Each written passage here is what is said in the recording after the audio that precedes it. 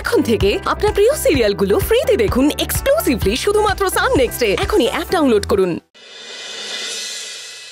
আজ তোকে সিদ্ধান্ত নিতেই হবে যে তুই কার সঙ্গে এই বাড়িতে একই ছাদের তলায় থাকবি, ডালির সঙ্গে না আমার সঙ্গে।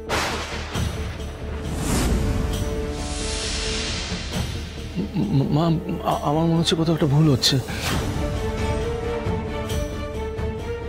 ডালি কোনোদিনও তোমাদের দিকে আঙ্গুল তুলতে চাইনি, বিশ্বাস করো। আপনি ওনার কত পক্ষ নেবেন রক্তিমবাবু? উনি আমার শারীরিক অক্ষমতা নিয়ে প্রশ্ন তুলেছেন, আমাকে অপমান করেছেন, মাকে একা ফেলে মন্দিরে নিজের মতন বেরিয়ে গেছে। এগুলো কি অবহেলা নয়? ইচ্ছাকৃত একটা মানুষকে অপদস্থ করার চেষ্টা নয়? Please please enough. মা, আমি বুঝতে পারছি যে ডালি টুকটাক কিছু ভুল করেছে, কিন্তু আমরা যতটা খুশি হয়েছি তুমি বাড়িতে ফেরত আসার পর, উনিও ততটাই খুশি হয়েছেন। Try to understand. তাই কিন্তু কই, ওর হাব ভাব দেখে তা তো মনে হচ্ছে না।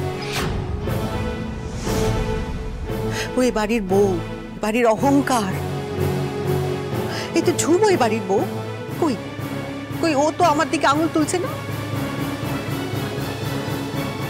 আমাকে কোনো প্রশ্ন করছে না। তাহলে ডালি কেন করছে? মা, আমার একটা কথা শোনো প্লিজ। আমরা যখন ছোট ছিলাম, ভুল করতাম, তুমি তো অনায়াসে আমাদের ক্ষমা করে দিতে। আজ উনি একটা ছোট্ট ভুল করেছে, প্লিজ ওকে ক্ষমা করে দাও না প্লিজ। মা, মা তুমি তো দেখছো বাড়ির পরিস্থিতি এমনিতেই ভালো নয়, বড় মার এই অবস্থা, তার মধ্যে তুমি একটু মাথাটা ঠান্ডা করে। বুঝে গেছি আমি, তোরা কেউ আমার পক্ষে নস তো। ঠিক আছে, আমি চলে যাব। আচ্ছা মা, তুমি এসব কি বলছো, কেন বলছো? বৌদি তো কোনোদিনও তোমার যত্ন করাতে কোনো ত্রুটি রাখেনি। মা, একটা কথা বলছি, কিছু মনে করবেন না, মানে ডালি কিন্তু কখনো আপনার দিকে আঙুল তোলেনি। না সৌমেন, ভুলটা আমার, কিন্তু যে বিয়েটা মিথ্যে সেটা ভুল না।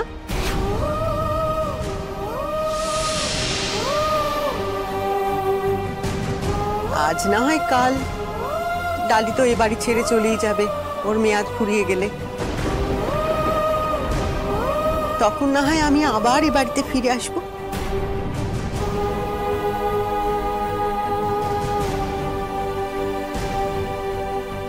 কাউকে কিচ্ছু বলতে হবে না, আমি নিজে চলে যাচ্ছি।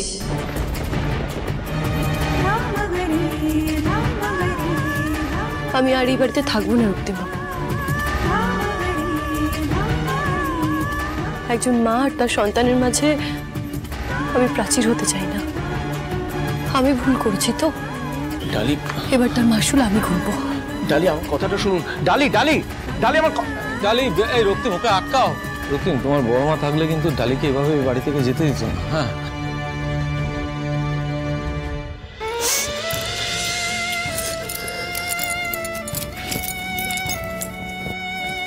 ডালি, তুই কি করছিস? আমার কথাটা শোন। আচ্ছা, মা তো একটু রেগে গেছে, মায়ের আমি বোঝাবো, আমরা সবাই বোঝাবো। তুই এভাবে জেদ করিস না, ঠিক আছে? না মামুনি, আমি জেদ করছি না মামুনি, বিশ্বাস করো। আমি না সত্যি রক্তিম বাবু বা মা কাউকে না কষ্ট দিতে চাই না। নিজের মায়ের থেকে দূরে থাকাটা যে কতটা কষ্ট সেটা আমি খুব ভালো করে জানি। তাই আমি না কিছুতেই চাই না যে আমার জন্য একজন মা তার সন্তানের থেকে দূরে সরে যাক। এটা না আমি কিছুতেই মেনে নিতে পারবো না। তুই এ বাড়িতে থাকবি না, এটাই তোর শেষ কথা।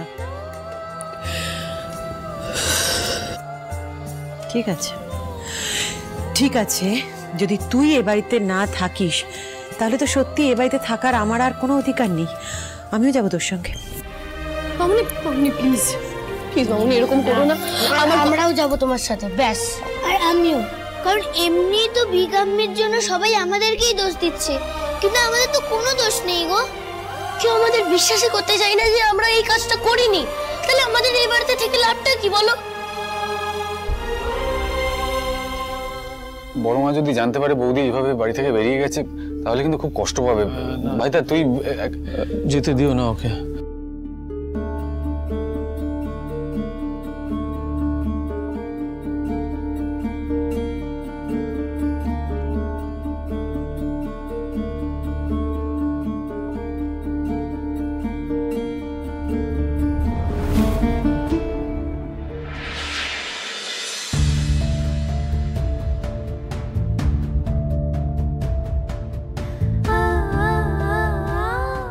আসছি, মায়ের খেয়াল রাখবেন,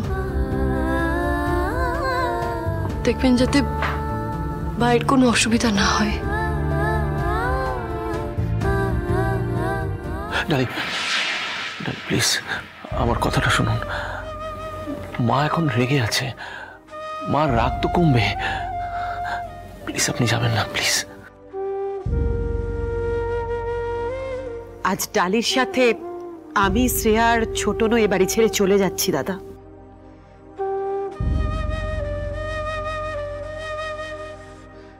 এবার আমাদেরও নিজের বাড়িতে ফেরার পালা। তোরা চলে যাবি মানে কোথায় চলে যাবি? এই বাড়িটা কি তোদের নয়? হ্যাঁ, একদিন না একদিন আমাদেরকে নিজেদের বাড়িতে ফিরতেই হতো দাদা। আমি অনেক ভেবে চিন্তেই এই সিদ্ধান্ত নিয়েছি। এই বাড়িটা আপনার মা, আমি যদি কোনো ভুল করি বা অজান্তে আপনাকে কষ্ট দিয়ে ফেলি তাহলে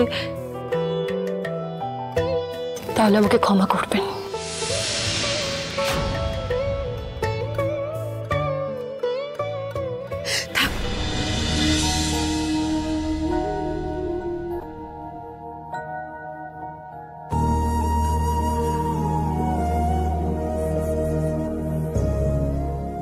আমাকে ক্ষমা করবেন।